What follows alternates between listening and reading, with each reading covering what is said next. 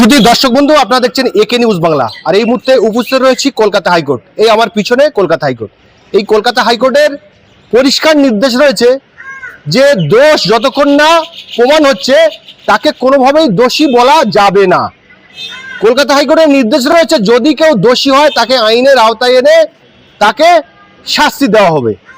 কিন্তু আমরা কি দেখছি, সরকার পরিবর্তনের পরে তৃণমূলের বেশ কিছু ক্যারাপ্টেড নেতা, তারা ভালো নয়, ক্যারাপ্টেড, তাদের বিরুদ্ধে অনেক অভিযোগ আছে। কলকাতা হাইকোর্টের নির্দেশ রয়েছে তাদের কোনো রকম মান সম্মান হানি না হয়।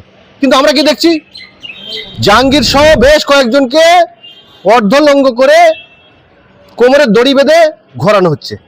আর এই জায়গায় মানবাধিকার লঙ্ঘন হয়েছে বলছেন কলকাতা হাইকোর্টের বিশিষ্ট আইনজীবী মহাশয় আয়শা নাজরী। তিনি বলছেন যদি জাহাঙ্গীরের পরিবার বা জাহাঙ্গীরের বাড়ির কেউ আমার সঙ্গে যোগাযোগ করে, আমি অবশ্যই এই জাহাঙ্গীরকে নিয়ে যে কোমরের দড়ি বেঁধে ঘোরানো হচ্ছে এই মামলা আমি লড়বো জাহাঙ্গীর হয়ে। কেননা আমি একজন আইনজীবী, এই সংবিধানকে মানি, আমার দায়িত্ব রয়েছে মানবাধিকার যদি লঙ্ঘন হয় তার বিরুদ্ধে আমি লড়াই করব। আয়শা নাজরী মহাশয় ঠিক কি বলেছেন জাহাঙ্গীর খানের পরিবার এবং জাহাঙ্গীর খানের এই যে কোমরের দড়ি বেঁধে ঘোরানো নিয়ে শোনাবো আপনাদের। বিষয়টা নিয়ে কলকাতা হাইকোর্টে মামলা ফাইল করা হয়েছিল এবং মাননীয় বিচারপতিরা পুলিশের কাছে রিপোর্ট দিয়েছিলেন এবং বিচারপতিরা যথেষ্ট স্ট্রিক্টভাবে বলেছিলেন যে যেই সকল পুলিশ অফিসাররা এই রকমের ঘটনা ঘটাচ্ছেন, যারা এরকমভাবে অপরাধীদের বা প্রাক্তন মন্ত্রীদেরকে বা তৃণমূলের যাদের অভিযোগ, যাদের বিরুদ্ধে অভিযোগ আছে দুর্নীতি, সে যেই অভিযোগ থাকুক না কেন, সব থেকে বড় কথা ভারতবর্ষের সংবিধান কোথাও বলে না বা ভারতবর্ষের কোনো আইনে এটা কোথাও উল্লেখ নেই যে অপরাধীদেরকে কোমরে দড়ি বেঁধে ঘোরানোর অধিকার পুলিশের আছে বা পুলিশকে এরকম পাওয়ার বা এরকম রাইটস ভারতবর্ষের আইনে কোথাও দেওয়া নেই, প্রথম কথা। দ্বিতীয় কথা হলো, একজন ব্যক্তি যত বড়ই অভিযুক্ত হোক না কেন, এখন সরকার পাল্টেছে বলে আমরা এই ব্যক্তিগুলোকে অভিযুক্ত হিসেবে দেখতে পাচ্ছি। সরকার থেকে গেলে কোথাও গিয়ে হয়তো এই ব্যক্তিগুলোর নামে কোনো অভিযোগ হতো না। আবার দেখা গেলো এখন বর্তমান যে সরকার এসে 5 বছর পর যদি এই সরকার কখনো পাল্টে যাবে, দেখা গেলো এই সরকারের নামে কোথাও গিয়ে কেউ অভিযোগ করে দিচ্ছে। তো আমি আইনজীবী হিসেবে যেটা বলবো বা আমরা আইনের ভাষায় যেটা বলি যে একজন ব্যক্তির নামে যখন কোনো অভিযোগ আসছে, যতক্ষণ না পর্যন্ত সেই অভিযোগটা প্রমাণিত হচ্ছে, এবং এটা আমি কোনো দলের পক্ষপাতিত্ব রেখে বা কোনো নেতা মন্ত্রীর পক্ষপাতিত্ব রেখে বলছি না, আমি একদম নিরপেক্ষভাবে একজন আইনজীবী হিসেবে বলছি যে আইনি আমাদের লিগাল প্রিন্সিপাল আমাদেরকে এটাই শেখায় বা ক্রিমিনাল ল আমাদেরকে এটাই শেখায়, যতক্ষণ না পর্যন্ত একজন ব্যক্তির দোষ প্রমাণিত হচ্ছে ততক্ষণ পর্যন্ত তাকে আমরা দোষী হিসেবে সাব্যস্ত করতে পারি না, এবং সেই দোষী হিসেবে সাব্যস্ত করার জন্য আইন আছে, আদালত আছে। অথবা একজনের বিরুদ্ধে শুধুমাত্র অভিযোগ এসছে এবং সেই অভিযোগের ভিত্তিতে তাকে পুলিশ কোমরে দড়ি বেঁধে নিয়ে যাবে, এবং যেটা সবথেকে জঘন্য, যেটা সবথেকে ক্রিটিসাইজ করার মতো বা সমালোচনা করার মতো বিষয় ঘটছে, সেটা হচ্ছে সাধারণ পাবলিক বা এদের উপরে ডিম ছুটছে। এবার বিষয়টা হলো সরকার পরিবর্তন হয়েছে, এরা হয়তো, আমি মেনে নিচ্ছি এরা হয়তো দুর্নীতির সাথে যুক্ত, কিন্তু তার মানে এটা না যে সাধারণ মানুষের কোথাও থেকে পাবলিক ট্রায়াল বা মিডিয়া ট্রায়াল যে চলবে এদের, সেটা কোনো কথা না। আইন আছে, আদালত আছে, সবার শাস্তি আইন দেবে, সবার শাস্তি আদালত দেবে, বিচারকরা আছে তার জন্য, সেগুলো বিচার করার জন্য।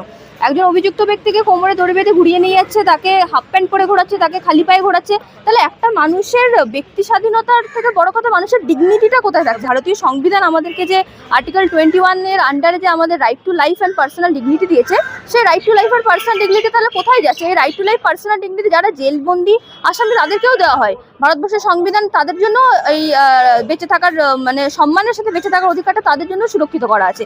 তাহলে একজন মানুষকে যখন অভিযুক্ত করা হচ্ছে, তার নামে সে যত বড়ই তহবিল তছরূপ করুক না কেন, সে যত টাকারই দুর্নীতিতে অভিযুক্ত থাকুক না কেন, তার শাস্তি আইন তাকে দেবে। তার জন্য তার যত শাস্তি, তার জন্য তার যাবজ্জীবন শাস্তি দেওয়া হোক। যদি তার যাবজ্জীবন শাস্তি সে প্রাপ্য হয়, যাবজ্জীবন শাস্তি তাকে দেওয়া হোক। যদি সে ফাঁসি তার প্রাপ্য হয়, তাকে ফাঁসি দেওয়া হোক। কিন্তু মানুষ এসে, সাধারণ মানুষ এসে এইভাবে যদি এই কালচারটাকে বাড়াতে থাকে, তাহলে আগামী দিনে পশ্চিমবঙ্গে একদম অন্ধকারাচ্ছন্ন পরিবেশ আমরা দেখতে পাবো।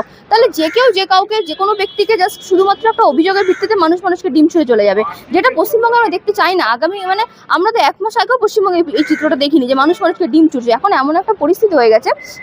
দেখুন, সব থেকে বড় কথা, কোনো সরকার স্থায়ী সরকার না। আগের সরকার অত্যন্ত পরিমাণে দুর্নীতি করেছে, মানুষের বিশ্বাস ভেঙেছে, মানুষের সহ্যসীমা পার হয়ে গেছিল, তার জন্যই তো সরকার পরিবর্তন হয়েছে। মানুষ চেয়েছে বলেই সরকার পরিবর্তন হয়েছে। এটা তো না যে সরকার কোথাও একটা গিয়ে এরা শুধুমাত্র চুরি করেছে বলেই সরকার পরিবর্তন হয়েছে, এদের চুরি ধরা পড়েছে বলেই সরকার, মানুষও চেয়েছিল, মানুষের মতামতের ফলে সরকার পরিবর্তন হয়েছে। এবং নতুন সরকার যখন এসছে, তো নতুন সরকার আসতে আমরা যেটা আশা রাখবো বা আমরা যেটা শুভাকাঙ্ক্ষী থাকবো, সেটা হচ্ছে যে নতুন একটা পশ্চিমবঙ্গ আমরা আমরা দেখতে পাবো, নতুন করে আমরা আইনের সুরক্ষা দেখতে পাবো, সাধারণ মানুষের সুরক্ষা দেখতে পাবো, মানুষের যে অধিকারগুলো এতদিন ধরে বঞ্চিত ছিল মানুষের সেগুলো দেখতে পাবো। তার মানে এটা না যে মানুষের অধিকার বঞ্চিত ছিল বলে একদল মানুষ নতুন করে গজিয়ে উঠবে সমাজে, যারা সব জায়গায় চলে যাবে, যেখানে মানুষ গ্রেফতার হচ্ছে তাদেরকে গিয়ে ডিম ছড়বে। এটাও কখনো একটা গণতন্ত্রে, একটা স্বাধীন রাষ্ট্রে, ভারতবর্ষের মতো একটা রাষ্ট্রে মেনে নেওয়া যায় না, যেখানে আইনের ভারসাম্যটা এইভাবে পুরোপুরি হারিয়ে যাবে। যেখানে আইন আছে, আদালত আছে, সব কিছু বিচার করার জন্য সাধারণ মানুষ যে ডিম নিয়ে একদম পাবলিক ট্রায়াল শুরু করে দিল, এই জিনিসগুলো পশ্চিমবঙ্গে কোনোভাবে কাঙ্ক্ষিত না।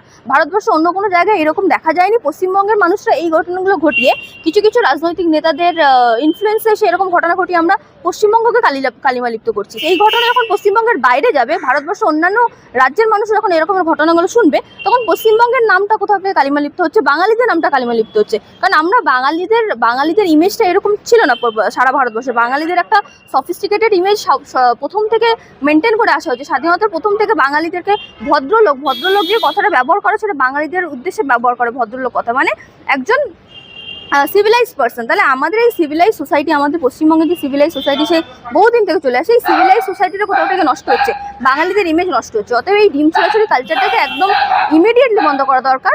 আর পুলিশ যাদেরকে কোমরে দড়ি বেঁধে ঘোরাচ্ছে, সেই সকল পুলিশগুলোকে চিহ্নিত করে রাখা দরকার, যাতে এই পুলিশগুলোর বিরুদ্ধে সঠিক আইনি ব্যবস্থা নেওয়া যেতে পারে। যতক্ষণ না বিচার ব্যবস্থা সম্পূর্ণ হচ্ছে, সে নির্দোষ কি অপরাধী সেটা বলা যাবে না।